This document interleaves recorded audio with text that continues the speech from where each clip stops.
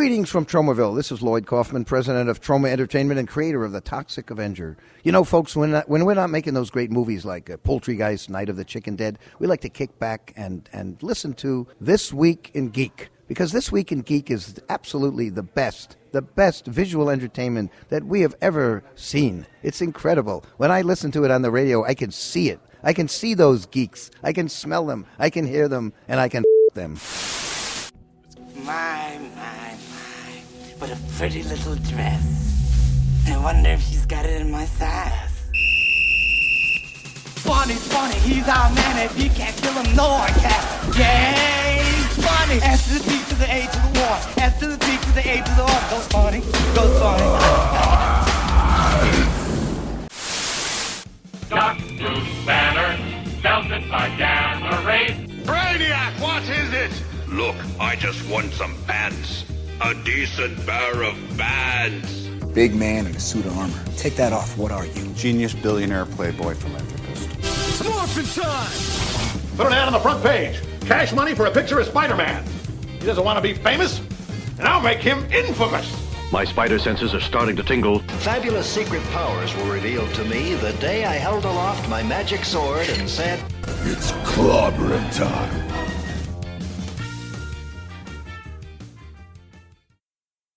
Hello, everybody, and welcome back to TWIG Sunday Funnies. I am your host, JT from Saskatoon. Great to be back. And with me is the Necronomicon Ex Mortis to my Darkhold, Mike the Birdman. How you doing, asshole? I am doing awesome. It feels great to be back here on the show. And I'm actually very excited to talk about today's topic because it's been one, I'd say, that really changed my outlook on what adult animation could be, and it's led me to be very curious about the comics, but merely I have been intimidated by the sheer volume and size of what's available for the comics. The comic that Mike is talking about, folks, is in the same way you could consider Optimus Prime to be Canadian because Peter Cullen was born in Montreal. We're going to be talking about the Spawn franchise. We're going to talk first season of the animated series, the comics, video game appearances, the movie, which I think is not unjustly maligned, but it's an entertaining watch nonetheless. God bless John Leguizamo's backside, you know, because we'll get into that. But yeah, now Spawn as a character is a comic book that came from the brain cheese of one Todd McFarlane of Calgary, Alberta, Canada. For those that don't know the history of McFarlane's comic work and everything, he started, I believe one of his first works was penciler for the 1980s edition of the Hawk and Dove comic from DC Comics. He eventually went over to Marvel, where he just exploded. He was the first artist for the longest time on the adjectiveless Spider-Man title.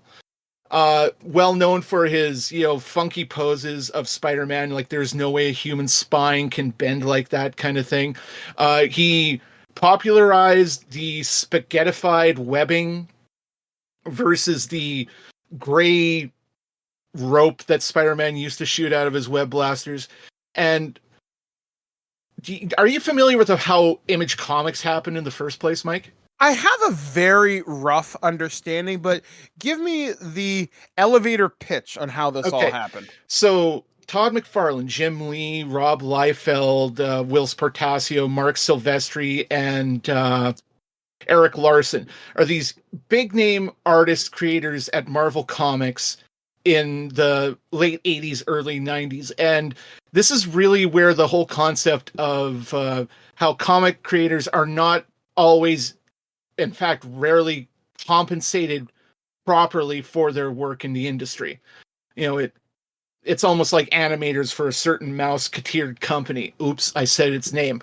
And they jumped ship and created Image Comics, and everyone had their own studio. I mean, Mark Silvestri had Top Cow Productions. Jim Lee had Wildstorm. Rob Liefeld, throw a dart at the wall, you'll hit one of the companies he had. And Todd had, Todd McFarlane Productions. And he created, of all the creator titles that they came out with, Spawn was Todd's number one. And it's been pretty much the sole focus, like any comic that Todd McFarlane put out from then on was in the Spawn universe. Like, he created his own franchise right out of the gate.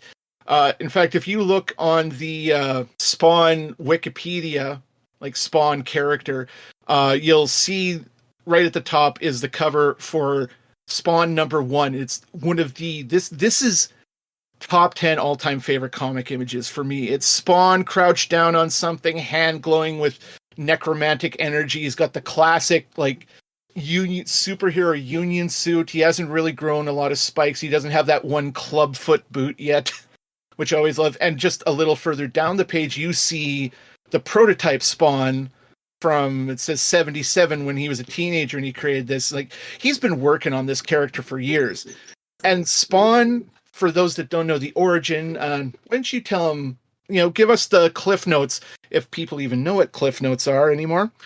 Give us the Cliff Notes of Spawn as a character, Mike. So, what I understood as Spawn, he used to be a person named Al Simmons, and he was as Clown so succinctly put it, a kick-ass for leather, take no shit government assassin.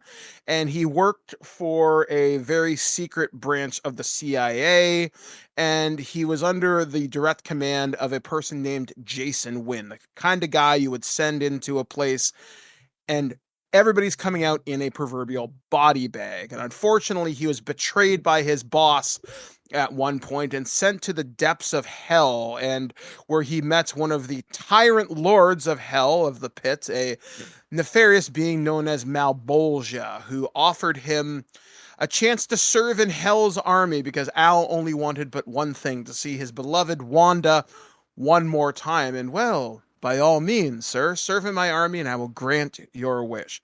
However, when you deal with the devil, let's just say, always read the fine print. So he is sent back to Earth, and sure enough, he's sent back to go see Wanda. However, his memory is fragmented, his body has been ravaged by death, decay, and he is now come back not as Al Simmons, but as Spawn, a individual empowered by the very inferno to which birthed him, and he only has a limited time on Earth, because the more he expends his energy to do fantastical things such as form weaponry, teleport, and do all sorts of other cool comic booky shit, it whittles away at his life force. And eventually, when that counter reaches 0, he goes back to hell, and that contract is considered fulfilled, and he shall become a hell spawn in Malbolgia's army as they march upon the gates of heaven. How does that sound? Damn, that's good, boy. It's almost like you write professionally or something. Okay, I gotta go right in on the necromantic counter that's at the end of every issue of Spawn, or like 99% of them. And to quote Team 4-Star, power levels are bullshit. Like, they played, like, the whole idea of Spawn going back and, like, oh, look, you made a deal with the devil, you got screwed over, this is my shocked face. I love the ongoing story of, why is he back 5 years later? Like, all this backstory. Like, that's what I always found very compelling, outside of, the good old ultra violence and the pretty colors. And Spawn, outside of, Batman or Spider-Man, I think he has not one of the best rogues galleries, just to get right into the villains of this piece, but he has some of the most memorable or just plain awesomely designed. Like, you got Jason Wynn, who's a guy that even Norman Osborn would look at and say, no, sir. Because Jason is one soul away from being the devil.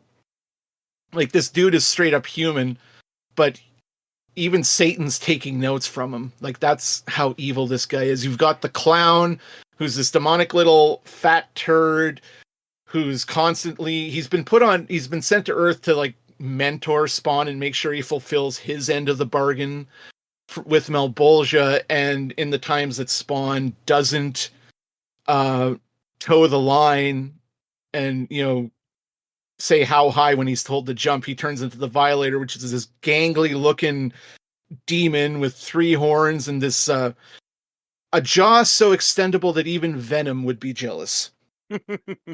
And I mean, there's so many other villains. I don't want to go off on a tangent like that. Like Spawn is a character. It's the concept of a hell-powered hero is not new. I mean, before this, we had Ghost Rider. There's other such characters from many a company. Like the idea of a hell-spawned character, see what I said, is not a new concept, but there's something about the execution of this guy who's the former badass soldier, falls in love with a woman, wants to leave the gig, get married, is betrayed by his boss, sent to hell, like Mike said.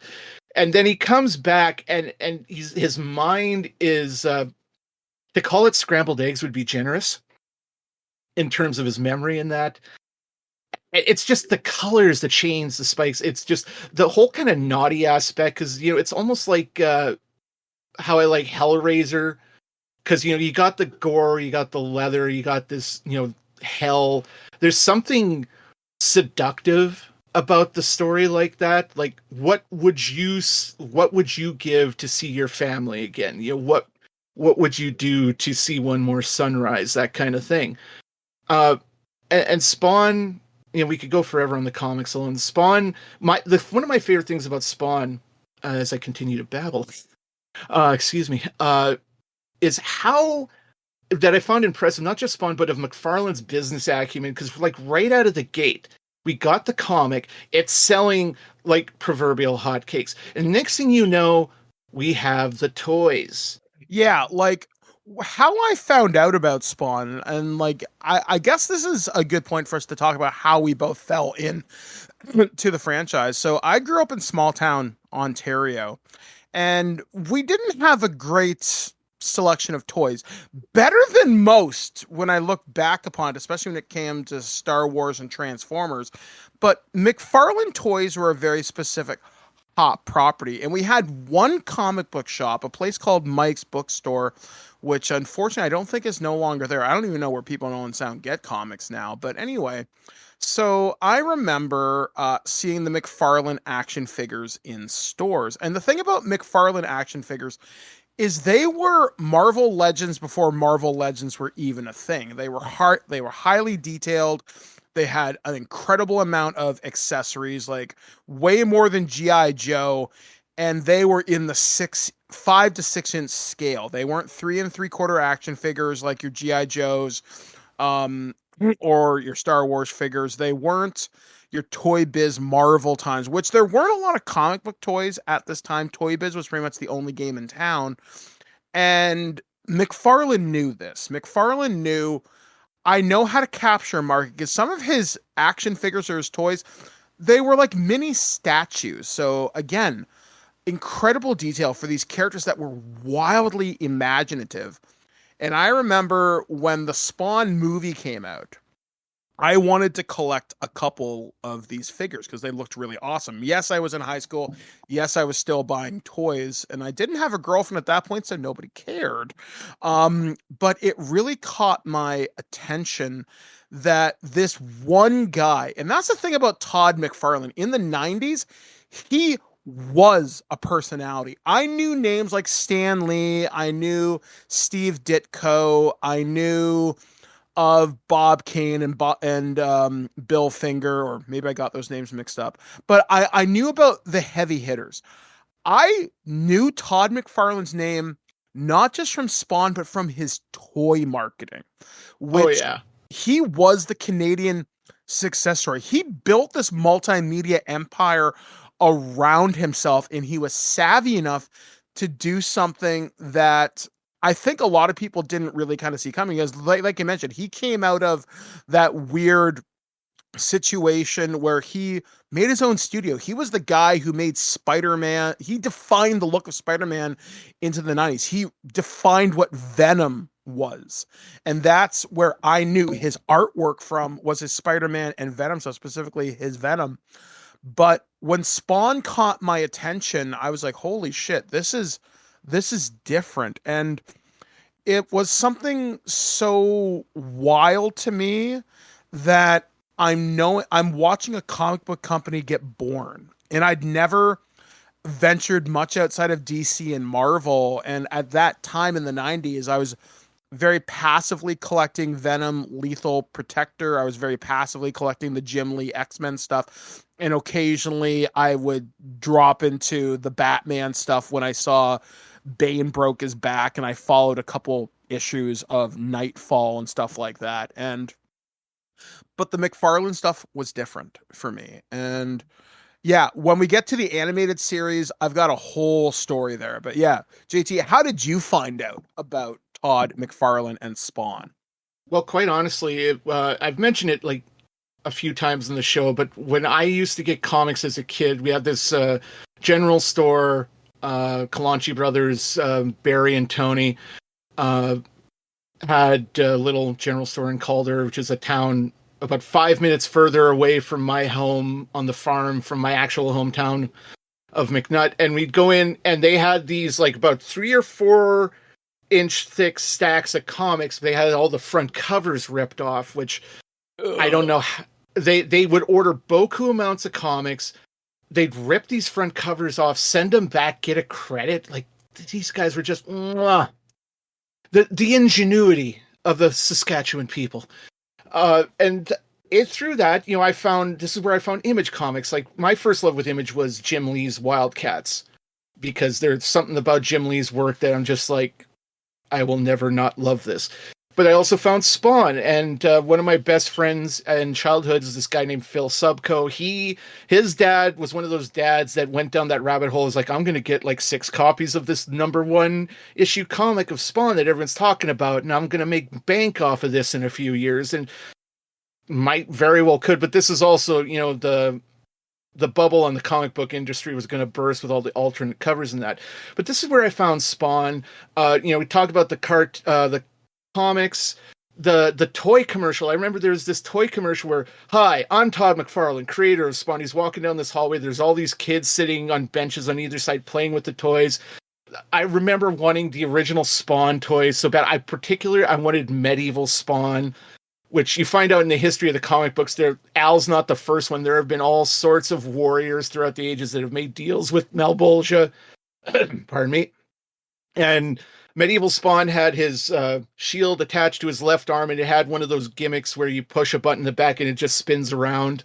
And I was absolutely entranced. And these toys were, like Mike said, they were about 4 or 5 inches tall, very much in the scale with more like He-Man toys. But this is before he really got into the super detailed staction figures that McFarlane would become known for. Because this first toy line, Mike, there was a Spawn mobile.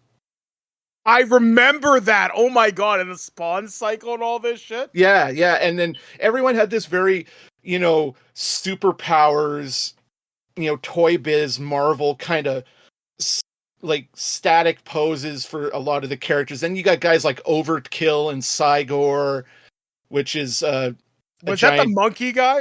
Cygor was the cyborg gorilla, you know, clever name there. And Overkill was this he looked like the Juggernaut without his helmet, and he was a mafia hitman in the comics. And you know, you go from there, and I mean, remember when the movie came out? Now I got 2 funny stories. First one's kind of sad. We'll get more into detail with the film in a bit, but I honestly thought me and my 2 younger brothers, because I'm like, 13, 14 years old when the movie came out, I was convinced we could get into this movie. Not recognizing the whole concept of ratings, because this was an R-rated fucking movie. So me and my brothers get my mom to drop us off at the theater in York, and she's going to some church meeting, and they wouldn't let us in. Hell, they wouldn't even let us buy popcorn. And we had to walk very, you know, if there had been a can on the street, we would have been kicking it along with us. We were so devastated. And I got to borrow the soundtrack for this movie from my friend Ryan, who the second track, if I recall correctly, I forget the name of the track, but it starts like this: Satan, Satan, Satan. Yep. Now, I was listening to that without headphones this one day at home. I'm just sitting, and my bedroom's in the basement of the house. I'm stretched out in there's also a couch that I use. Stretched out on the couch. I'm just reading some comics, listening to this soundtrack. That track comes up, and I didn't know my mom was downstairs getting the laundry. So that track goes on, Satan, Satan, Satan. And all of a sudden, my mother's head pops around the corner with this like anglerfish look of horror face. What the fuck are you listening to? And I was just like, you just see me staring at her and no look reach with my left hand and hit stop. And I was like, I borrowed a CD from Ryan. She's like, you listen to that with headphones from now on, young sir. Yes, ma'am. Jesus Christ. I'm glad I wore brown pants that day. But I mean, there's just something about him being this murderous combination of Batman and Ghost Rider that just glommed on to me, and now is as good as time as any. Like when I heard there was a cartoon coming out, because I was all about cartoons growing up. I mean, I still am. If you've listened to this show for any amount of time, everyone listening to it right now, Mike is going, yeah, no shit. The cartoon, yeah. My God. Yeah. Oh yeah. Like the violence, like it was almost 1-to-1 from the comic book. Like the first time I've ever seen gore on this level, like up until this point, I'd seen a few horror movies. I'd seen a few action movies, nothing like with a moderate amount of gore, a spurt of blood, a bloody slash across the chest. Yeah, no. Then I saw this cartoon and, the look of like when Al comes back and he's this human shaped pile of fried hamburger, or watching the clown, massage his no parts and then grab a slice of pizza out of a can with maggots crawling all over it. The amounts of body parts and blood just in the first goddamn episode alone, as Al puts demonic foot to regular human ass. It was beautifully profane, I want to say. Like, just to see something like that so beautifully realized. And I'm watching it, like, kind of turning away, but looking at the screen a little bit. Like, I know I shouldn't be looking at this, but I can't turn away. You know that feeling? Oh, yeah. Like, I remember, specifically, I'm really glad you mentioned the Spawn soundtrack. That's another reason that really led me down into getting into the ancillary media of Spawn, because I actually haven't read a lot of the comics. I think I read the first 12 issues. But it was when the Spawn movie got announced and I'd seen the Spawn animated series on HBO, and we're going to talk about that for sure. That really got my attention. But I remember buying the Spawn soundtrack. And again, I can't remember who did that song. I want to say, you know what? I'm going to pull up my Spotify real quick, because I remember a good chunk of this track list. But one of the groups on that soundtrack became one of my all-time favorites. And I actually remember buying the CD. We used to have this place in Canada called Music World, which then later became HMV. So the group you were talking about was Orbital and Kirk Hammett. And Orbital is a group you might recognize from the Mortal Kombat soundtrack that came out in the 90s. They did that or Halcyon On and On, which is legit my favorite. The only thing better than that in the soundtrack is the Mortal Kombat theme. Oh yeah. Like some of the songs that really caught my attention out of this, because a lot of this soundtrack was very collaborative. And what really caught my attention for this soundtrack was track number 12. And it literally is still one of my favorite tracks to this very day. It's a group called Incubus, who's done things like my first song I ever sang at karaoke was Drive. And then they also did I Wish You Were Here. They did another thing called Talk Shows on Mute. They're a very famous group, but they did a collaboration with a group called DJ Greyboy, and the song is called Familiar. And at that point in my young life, I had never heard anything like that. I'd never heard a mashup that was electronica with traditional singing. Just I'd never heard that. And some of the other groups that were on here at the time, very, very popular, was a group called Stabbing Westward, and they did a song called Torn Apart with another group called Wink. They even had Metallica on here. They did a remix of For Whom the Bell Tolls. They had the Butthole Surfers on here. Korn, when they were very young, they did a collaboration with another group called the Dust Brothers. They did Kick the PA. Marilyn Manson, who was super hot, just coming off of his Smells Like Children album, I want to say, did another collaboration with the Sneaker Pimps called Long Hard Road Out of I Hell. love the name of that group. Just I've never listened to a word they've ever sung, but Sneaker Pimps. Oh yeah, and then this song was stupid popular with anime music videos. So again, we're going back to internet history here. We're literally archiving the art or uncovering the arc of AMVs. yeah, AMVs. The song was called Can't You Trip Like I Do, between Filter and the Crystal Method. And again, this soundtrack was fucking awesome. Like, it sold so well, as far as I understand. And it was just, again, just a bunch of collaborations. Hell, the Butthole Surfers and Moby were on this. And again, two groups who were fairly popular during this time. And just, like I said, it was solid as hell. And I remember buying this CD. I think I bought this CD multiple times because I kept ruining it. But this led me to find one of my favorite groups in the 90s, which was Stabbing Westward. Excuse me. Their first album, I must have listened to countless times. I remember there's a song they do off their first album called What Do I Have to Do? And I remember doing something with that song for a girlfriend who I'm not going to talk about publicly. Let's just say it was kind of embarrassing and definitely cringeworthy, but every teenager, right? But yeah, it was just so incredible to see this. And this movie poster which was also a variation of the Spawn soundtrack, which was just Spawn with the glowing green eyes and the mask and everything. I remember going out of my way to my local multiplex and getting the movie poster for this. This is one of the first movie posters I ever got. It was this and the X-Files. Oh yeah. And this could be the subject of like a TWIG special edition where we talk about, the lost art of the movie poster or favorite posters like this.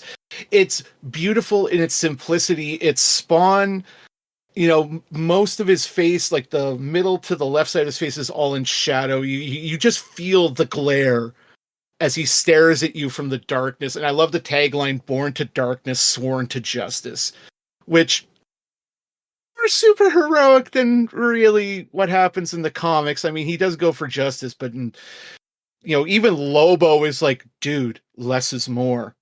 And I think that's saying something, that the main man might actually say that. No, I love this poster.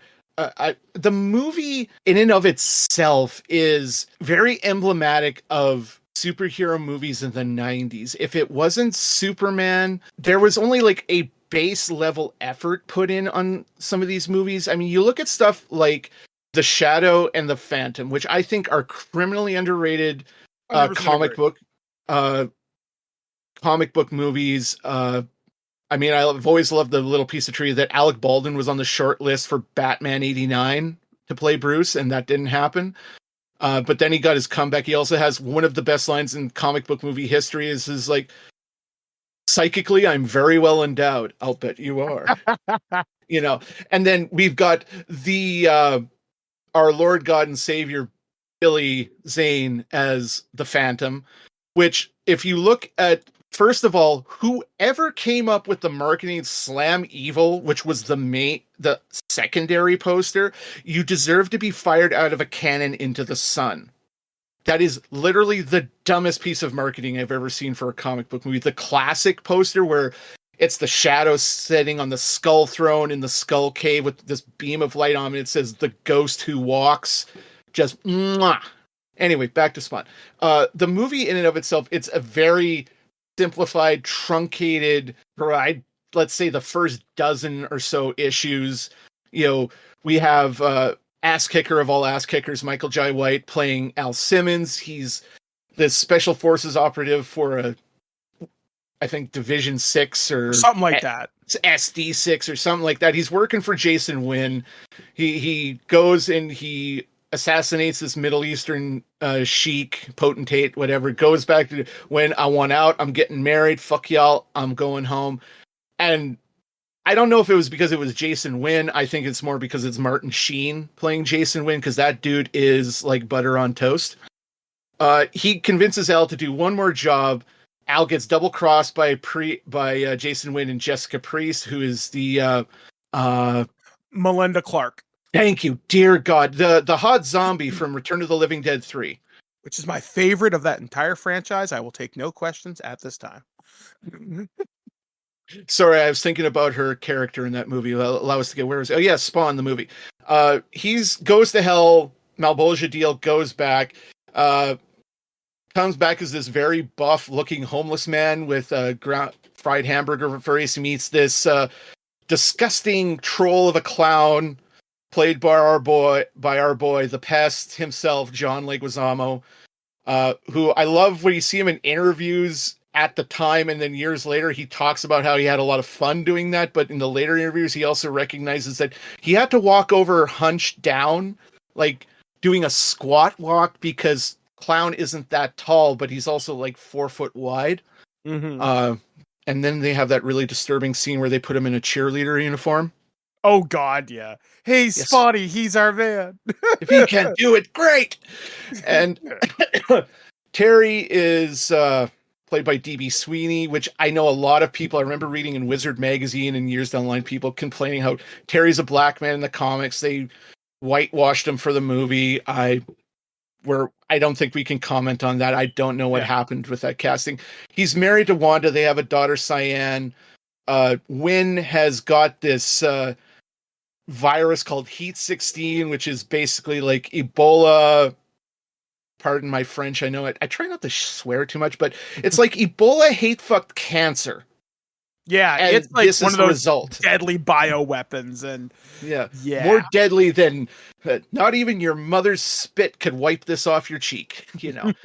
And Spawn meets Cagliostro, who in the comic books, and I guess in the movie, he was a former Hellspawn who freed himself from Malbolgia. They team up to stop Wynn and Clown. You have one of the most... Okay, we got to talk about the CGI in this movie, because... Yeah, it feels like... I think this movie, even if you were to modernize it with CG, it would actually kind of work, but the fact that the CG is so bad at times is kind of charming. Like, when they try to do his cape, because from what I understand... They tried to do it practically, but it never worked. It just didn't work right. And people were tripping over it, which is great. What I remember as a child thinking, oh, I want to see Spawn's cape, but I kind of get it. There's one scene in this movie where the CG cape actually looks kind of cool, despite it looking bad. It's where he's doing his brooding scene. He's looking over the city. And right at the end there? Yeah. Like, see, that's fine. Even when his cape turns into the motorcycle armor, I'm fine with that. And here's my thing with the CGI. There's a few shots in the real world where it looks kind of janky. Like where Spawn uses his necrovision to bring the evil pacemaker that's going to blow up all the Heat 16 bombs and plunge the world into chaos and anarchy, and he just nukes it and nothing happens. That's a little janky. Everything after they go to hell, because it's nothing but fucking green screen after that.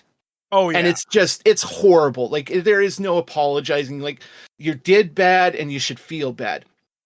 But a lot of the CGI for the effects where like Mike said, where his cape morphs into this armored shell over this crotch rocket that Spawn steals in the third act. I mean, and the shell looks kind of dumb, but it's on brand. And some of the morphing effects, like everything with the suit, I love, especially where his mask peels up over his face and it's almost like some kind of insect before it fills out. Yeah, it looks cool. or even how the cape moves, where he busts into this gala where Wynn is like talking to all these world leaders and he's selling them all on the Heat 16 plan. And he's descending down. It's all flitting around and moving like an animal. I dig that. I mean, hell, even the scene where Melinda Clark goes to kick Spawn in the junk and his skull and his belt turns into this very phallic xenomorph by way of Hellraiser and bites her knee, and then he throws her off the thing and like shoots her. It's all good. I mean, it's a perfectly entertaining movie if you just like. I know people talk about suspension of disbelief and all that. It's just turn your brain off and enjoy. Yeah, like it's one of those unique comic book movies, and we'll probably end up talking about this at some point here on the show, probably next year, talking about comic book movies of the 1990s. Because a thing about this, it's weirdly entertaining in a weird kind of way. Like Michael Jai White, that is outside of Keith David, that's my live action Spawn. Like I don't want Jamie Foxx playing live action Spawn, and we'll get to that. But the thing about Michael Jai White, he gave it the right amount of kick-ass. He is a martial artist. He's also Black Dynamite. But he also has this wonderful sense of comedic timing. Like, there's one point where he's talking with, I think it's Cogliostro, and he says something along the lines of, like, is it just me, or is everybody just back from hell today? And it's just one of those great little snide lines that I really enjoy in this. And again, when you see Wanda married to Terry, seeing his daughter Cyan and stuff like that, like there's a lot to really like him. And the chemistry between him and John Leguizamo, it's pretty friggin' good. Like, yeah. There's so much about this movie to like. And John Leguizamo, because like at this point, I don't think he'd done The Pest yet. I think that was within like a year or two of this. But he was doing a lot of side parts. And I remember it was within 2 years of this, easy. He did Spawn the same year as The Pest. Okay, I want to say it was within a year or two. He did Baz Luhrmann's Romeo and Juliet, where he was one of the Montagues, I want to say.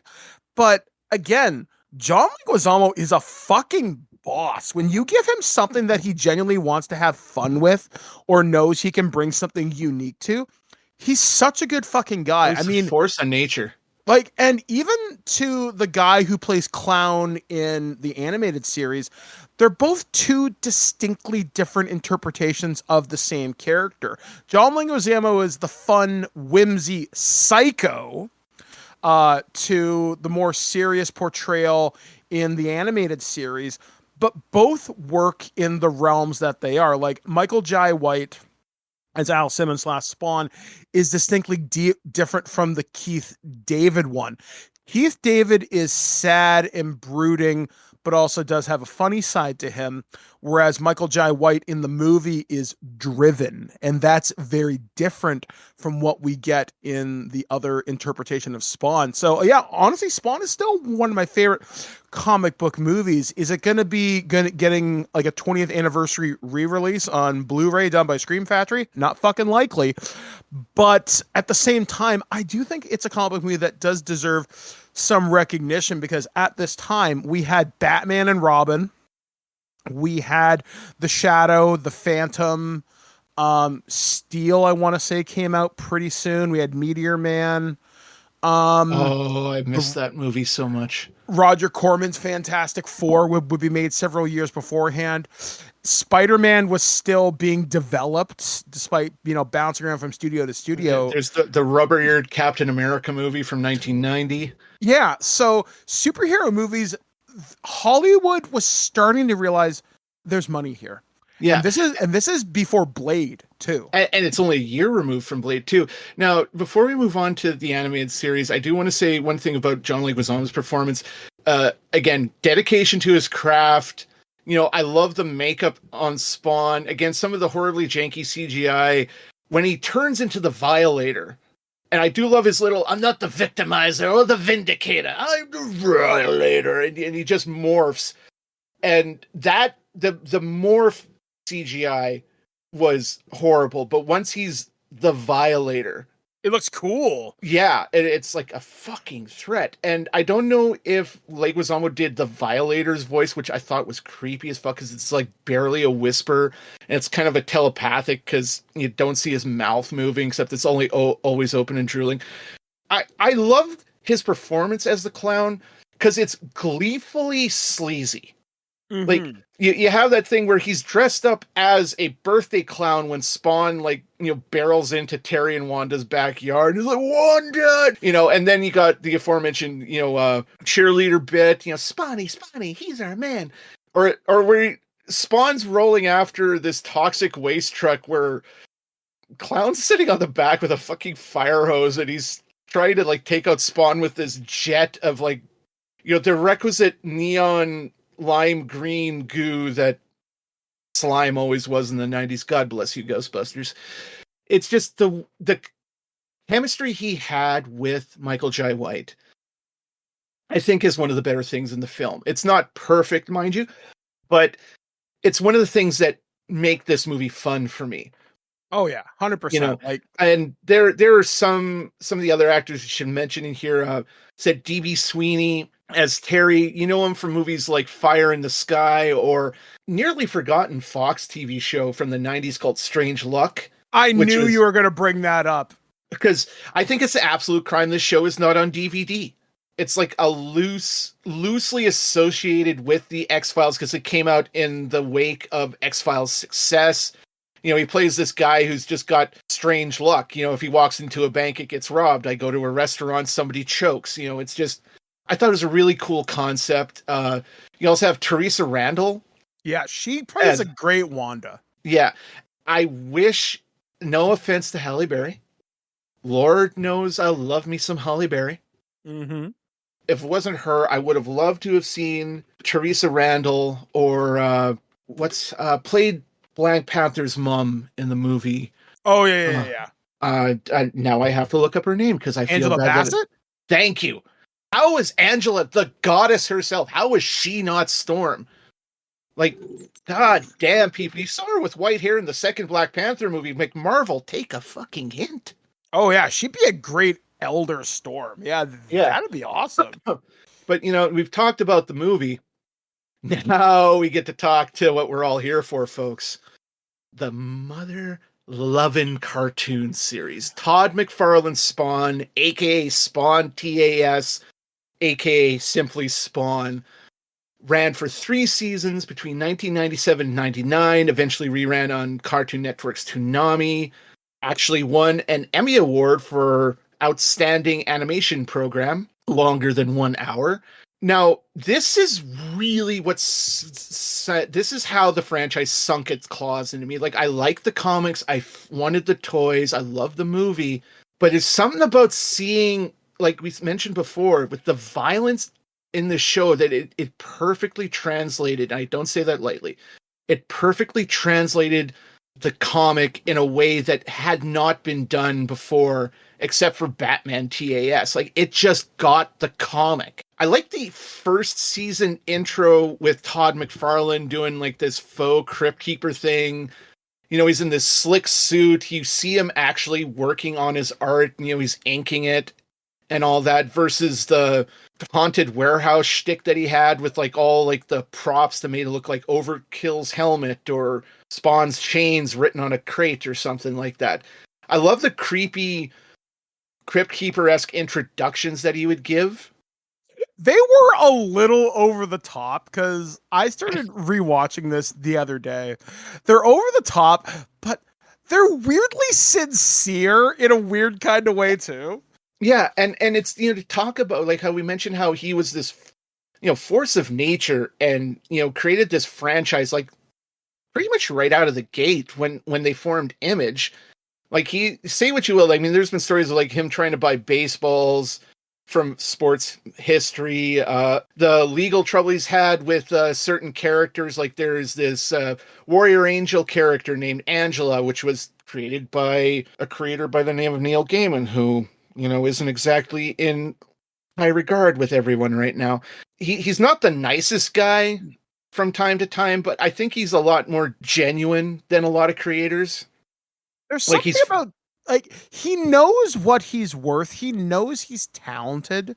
I think he overvalues his talent. Oh, definitely. At sometimes, but he's never come across to me as, and again, if this is wrong, please let me know.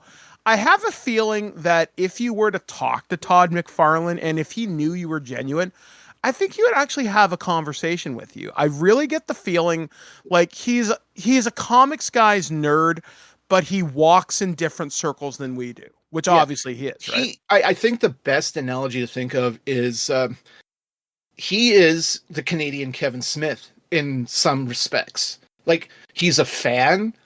He's a fanboy made good, and I love that about him. And to speak of, I bring that up because that's what I loved about that first season intros with him in the suit and like setting up, the moral quandary that Spawn's going to be dealing with in this particular episode. It's this presence and this magnetic quality that he had. I also rewatched the first season in preparation for this. I didn't get to the second and third seasons. Behind the scenes, folks, we were originally, this episode was just going to be the animated series. And that, like Spawn's costume, mutated inconceivably in many different ways from initial conception. I'm going to ask you, Mike, what is your favorite episode of the first season? Honestly, one of my favorite episodes of the season, I can't remember which one it is, like in terms of episode number, but it's the one where he fights Overkill, and it's the one where Overkill dies, and Tony Twist, who's this mafia boss, he says to this fat guy who's like this mafia negotiator person, he's like, look, I'm sending you to Rome. You're leaving right now. Don't even bother to pack a bag. You need to go over there and make this right. Kiss his balls. I don't care what you got to do. Let them know we're very sorry for what happened to Overkill. We're going to pay for his repair, but please make this right. Don't worry, Mr. Twist. I got you. I'll make this right. Later on in the episode, Tony Twist wakes up in his room and Jason wins there. He's like, I've been having you followed, Tony. It seems like you've made some very bad enemies in Italy. And he's like, what are you talking about? Several of my men intercepted this package and do put on some pants or something along those lines. And he opens the package, which is wrapped up in a nice bow. He opens up and it's the head of the negotiator that was sent to Rome. And he's like, fuck. And he's so upset. And on the card, he's like, we are not happy, Tony. And there's just something about that really kind of made me think, okay, Spawn is a show that doesn't fuck around, and it never talks down to you. What I liked about this is it took the seriousness of what Paul Dini had done with Batman, the animated series, applied it to an adult property, and really gave you something special. Like, this is something, if you and your kids could watch Batman the Animated Series and appreciate the gravitas of the storyline from Kevin Conroy and Lauren Lester as, Batman, Robin, and all the countless rogues gallery in there, and Mark Hamill as the Joker, what you got here with Keith David and Spawn, this is something you watched after the kids went to bed.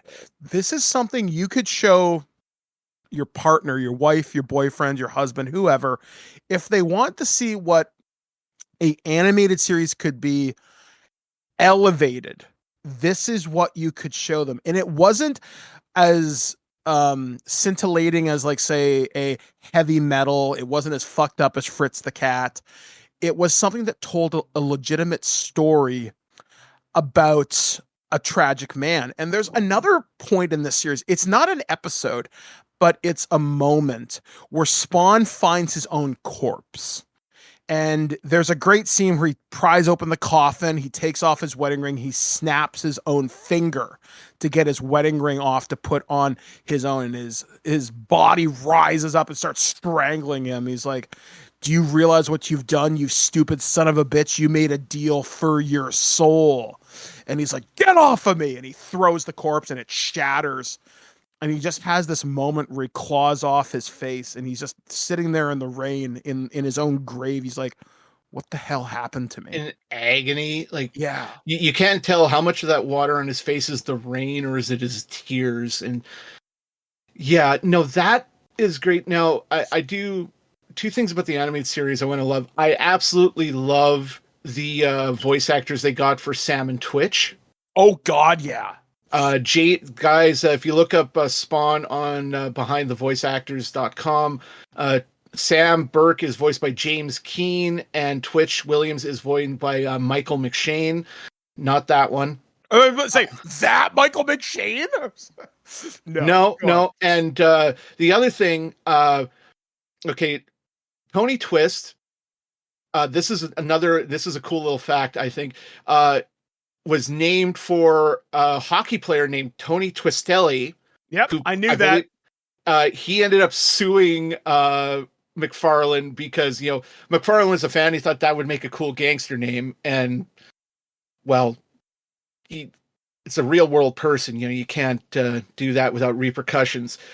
Do you want to know who voiced the characters? Same voice actor, Senator Scott McGillian, and Billy Kincaid, his child murdering son. Yeah. You want to guess? Who? Dick Jones. Really? Ronnie motherfucking Cox, people. Wow. That I was like, is that why Billy Kincaid was so fucking creepy? Like, and Billy Kincaid, for those that don't know from the comics, he is this pedophilic child murderer. In the comics, he's killed so hard by Spawn in like one issue. He I think it's Sam and Twitch walk into their office and he's strung it from the ceilings with all these like 1.5 inch thick link chains, like motherfucking Pinhead. He made children's schemes, so I made him scream and scream and scream, and this note in his chest, and his eyes are gouged out with like popsicles or something, if I remember correctly. Jesus fucking Christ! And they don't do that in the Episode 6, end of the first season, End Games is the episode title. Spawn saves Cyan, Terry and Wanda's daughter, from Kincaid, he's been directed that way by Clown. It has one of the, like, as much as you love that scene in the grave, Mike, the scene where he says, "You go back to your mommy now," with like the somber, almost weeping voice of Keith motherfucking David. And Cyan wanders out of the alley, and Wanda grabs her, and he's like, "Oh, he saved me." Who? The sad man. Yeah, I was just about to bring that up. Like, there is something about the voice actress. I want to. Is it Summer Cree who plays Cyan? Cyan is actually voiced by Kathy Soucy or Kathy Soucy. There's something about the way she says the sad man and every interaction she has with Al. There's something about that again, I think changes what the Spawn animated series can be, because Spawn is not scary to her. She recognizes him like it's just a guy who's had a bad time. He's the sad man. He's not the monster. You don't recognize monsters when you're young. Like, and she's like, what, 4 years old? Like this pure innocent in this world. Now, Kat Soucy, and you know her as Cubert Farnsworth from Futurama. She's Danny's mom, Maddie Fenton, on Danny Phantom. Just looking here, she is Phil and Lil from Rugrats, which I am 1000% certain is why that line delivery got to me the way it does. Like, she has this uncanny ability to play babies that just her voice gets to you. It's just, honestly, it's one of the most heart-wrenching scenes of that whole thing. And then Spawn, goes back into Rat City to, seek justice and protect the bums and all that. And then Violator comes up, like, he's pinned Kincaid to the wall with some rebar, I believe. And then Violator comes in and finishes the job and walks off. It's like, "Oh, I'll make you work for the boss yet, Spawn." I also want to say, in the first season I think it was the first or the second season, there was that cop goes in the alley and he's like looking for this killer, and he almost shoots the two bums that are friends with Spawn and Cog, and Spawn comes up and he just slabs it with one hand to the wall and grabs this rebar and like pins him up there. It's like, I need a scarecrow. Because to talk about Keith David as Spawn, that man is sex and violence personified. Oh yeah.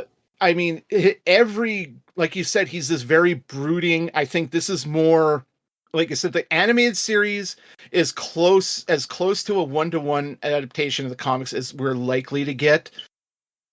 It's just how I feel. I mean, different people have different opinions. Something about like that we're talking about. This is Keith David. This is Goliath from Gargoyles, people. And he made me, because of his voice alone and the writing on that show, made me want to look into Shakespeare in high school. Like, it's just like the way he does some of those soliloquies as Goliath talking to Eliza is like, dear God, I love this show. My favorite line that he did in this whole, aside from that interaction with Cyan at the end of the first season, is where he busts into, whatever SD6, whatever Wynn's division is, steals a bunch of weapons, blows open a door, and I think he's to get to Wynn in the first season, and he just walks in strapped up with a bandolier and guns in each hand, very much an Image Comics image from the 90s, and he goes, knock, knock. And I'm just chills every time. Chills. Yeah, like there are certain things that Keith David does with this role. There's often that meme of so-and-so is my so-and-so. Kevin Conroy's my Batman. Dan Gilvezan is my Bumblebee. Peter Cullen is my Optimus. Keith David is my Spawn. Like, he gave this role a lot more majesty and presence than he needed to. Majesty, that is such the right word. Yeah, because like there's such a presence given to everything he says. Like I don't feel like there's much wasted words in this. Like even when he's having conversations with some of the other residents of Rat City with Gabe and whatnot, there's a sincerity to it. Like there's not much you can really say about Keith David in this role that is negative. Like maybe as the series goes on, maybe season 3 is a bit of a low point, obviously, but season 1, Keith David was aiming for the fences in each and every single time it was knocked, not just out of the park, into the next county. Oh, he obliterated the ball. Now, I've said this about a few movies, like the first Matrix, Star Wars: A New Hope, the first Back to the Future, a couple others. If they had not done a second season of the Spawn series, this first season still slaps. It goes 100% so hard. Like there is literally, I wouldn't say perfect, but I really have no notes on this first season. And as we kind of start to wrap up here, I've just remembered a piece of trivia we didn't talk when we were talking about the movie. I forgot to mention. Todd McFarlane had a Stan Lee cameo in that movie. In the fight between the Violator and Spawn in Rat City, the Violator fucks up the dad of Miko Hughes, who's like the little zombie baby from Pet Sematary. He was Heather Langenkamp's son in New Nightmare. He's been around. His dad gets fucked up, and then this homeless man comes out of a box, picks up a gun that Spawn dropped. It's Todd McFarlane. He hands it back to his creation that he GTFOs. Now, as we're wrapping up here, one thing we haven't really mentioned, Spawn does have a history in video games. Yeah, he's had a number of cameo appearances. He's had his own video games, for better or for worse. I will say this. I think one area that I think Spawn would actually work, and I'm always a big proponent of this type of game, is the story focused game. And what I mean in a very specific thing, I would like to see a Telltale game done with Spawn and intercutting between him and, say, Sam and Twitch. Yeah. I think you could very easily do something very story driven, still have your action sequences in it, but you could have an investigative part that's like, Batman's Telltale game, or not as emotionally destroying as the Walking Dead games, but I think you could create an interesting hybrid there. Like, I think, oh, sorry, JT. No, please finish. No, but I remember playing Spawn in one of the Soul Calibur games, I think for the Soul Calibur 2. Yeah, Soul Calibur 2. That game, this is when I had one of my first apartments here in Saskatoon, because I moved a couple of times, and I wanted to get Soul Calibur 2 with Spawn. Unfortunately, the game was all sold out all over town, so I ended up getting a GameCube and the Soul Calibur 2 edition. I believe that had Yoda. And I forget, Xbox had Spawn and PlayStation had Darth Vader in that game. Oh yeah, Soul Calibur 4. I remember getting that. That was 2. Yeah. No. 2 had Link. Soul Calibur 4 had Yoda and Darth Vader, because that was one of the first games TWIG reviewed. Oh, no shit. Yeah, because I remember bugging my contact at Bandai Namco. Okay, yeah. Hey, looking, yeah. I'll get back to it in a sec. So the console, I'm looking at the wiki. The console versions of the game featured Necrid, a new character created by Todd McFarlane, and one of 3 platform exclusive characters: Heihachi from Tekken for PS2, Link for the GameCube, and Spawn for Xbox. Cloud was originally going to be in there, but stuff fell through and they filled it with Heihachi. Anyway, back to Spawn's game. I absolutely adored the Super NES Todd McFarlane Spawn, the video game, when I was a kid. And between that and the Soul Calibur series, I did not play any of the 5 games in between. You have Spawn the Eternal for PlayStation 1, Spawn the Ultimate for PS1, Spawn for Game Boy Color, Spawn in the Demon's Hand for Dreamcast. Oh, wow. Spawn Armageddon for Xbox, PS2, and GameCube, voiced by Kevin Michael Richardson, who, say what you will, kind of on brand, slightly off topic, did an excellent voice for the Joker in The Batman. Couldn't quite get behind the Ninja Monkey on Crank aspect of him leaping around like that, but turned out to be pretty good. I love how they brought Spawn as, the last few Mortal Kombat games, how you have all these DLC characters, specifically with Mortal Kombat 11, its whole time travel storyline. His canon, or like his character ending, is he beats Kronika and Malbolgia and sends them to rot for hell in eternity, and then takes Scorpion and Sub-Zero and goes to purge the other 8 hells of demons. Although that's not that's one of the best ones. Did you hear? Do you know how Rambo's story ends in that game?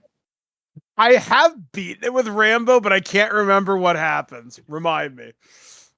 They put him back on the highway at the beginning of First Blood. Because of Kronika's time bullshit. Yeah. Well, no, because when he wins the game and he resets time and all that and sends himself back to his timeline, he's put back to where he was when he was yanked out of it in the beginning, and it's the beginning of First Blood, where he's walking down the road to his friend's farm to, before he finds out his friend's dead and before he gets jacked up by Sheriff Teasel. There is so much more about Spawn that we could talk about, folks, but if you haven't figured it out by now, we're fans. Someday, Mike, we're going to have to circle back to the comics, because in the comics, as we sum up here, at one point, Spawn sacrifices his own life to prevent heaven and hell from influencing, or at least God and Satan from influencing the world anymore. And then this white guy becomes Spawn for a number of years. But when they bring Spawn back, like Al Simmons back as Spawn around the 300 mark in the title, and I've read pretty much everything after, the scale of what he's gone through and what they're doing with the title is nothing short of mythic.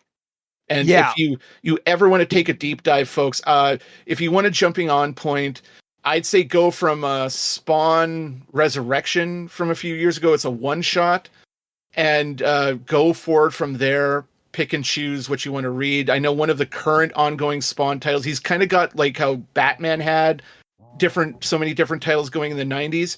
He's got Spawn, King Spawn, The Scorched, which is like a team of Spawn adjacent characters that Al puts together. My favorite title is Gunslinger. It's about a gunslinger Spawn from like 1800s America brought into the present day, and him having to track down the reincarnated souls of the people that killed his sister and what led him to making his deal with Malbolgia. Like, Spawn has such an interesting history, and you're right. Like, the comics are over 300 issues deep, multiple spin-offs, other ancillary media we haven't even talked about yet. Like, yeah, this is a topic we're definitely gonna have to die and come back from hell to talk about again. So yeah, this has been a wonderful deep dive. I'm so glad we got a chance to chat about this. And hopefully, like I said, we'll get more of these shows done in the future for TWIG Sunday Funnies, because it's always fun to talk about franchises that we love, and to talk about one that has such a vast and deep history, and to just gush over it for over an hour. That's a lot of fun. So JT, thank you for suggesting this. This was a wonderful idea. Mm-hmm. What are we going to do next, Mike? I don't know, because we've got so many things we want to talk about before the end of the year. I would kind of like to talk about maybe Batman's Rogues Gallery. Like, who are our favorite villains? And you can't take any of the heavy hitters. So I think that might be kind of a fun thing where it's just, here, go read up, go look at some of your favorite episodes of Batman, the animated series. The only requirement of this thing is you can't pick the Joker. That's 100% off the table. Okay, here's the rule. If they've been in a movie, you can't touch them. Television appearances are fine. And that's going to be our next show, Batman's Rogues Gallery, because, hey, there's a lot of cool people who don't necessarily show up on screen. And I'm looking at you, Killer Moth, Clock King, and if I had to pick one out of Batman Beyond, Inc.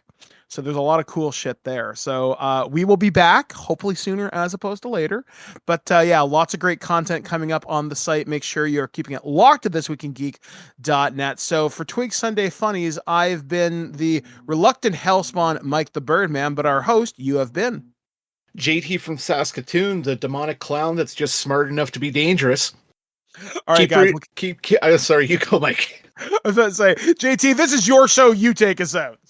All right. Keep reading comics, people. Later.